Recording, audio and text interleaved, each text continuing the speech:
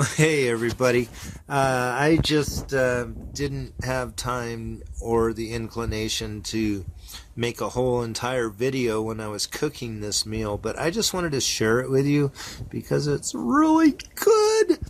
Anyway, we cooked some nice grass-fed ribeye steaks from Connie Baca's farm, called High Country Grass-Fed Beef in Daddle, New Mexico. So if you haven't checked her beef out, you need to try that out. And anyway, and we made a nice little salad with some fresh tomatoes, avocado, just a little tiny touch of olive oil and a little balsamic vinegar and salt. That's it. And that was a nice little fresh side item. And then I baked these little sliced potatoes, kind of roasted them with a little bit of olive oil and sea salt. And that's it. And then the steak, though, I want to tell you, I made it with my Hatch green chili rub. And it's really good. And, well, I made it and I sell it. Yeah, that's true.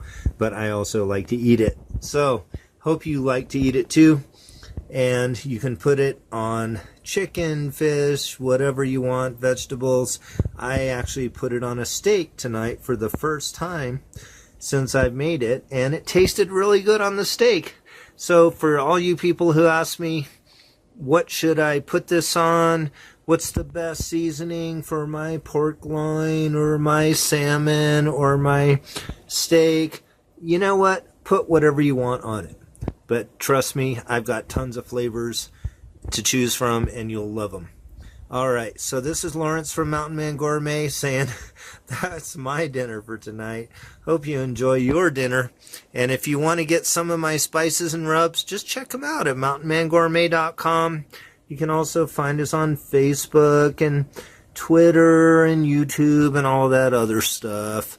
So go find us, and I'll see you soon. In the meantime, live well, eat well, and be happy.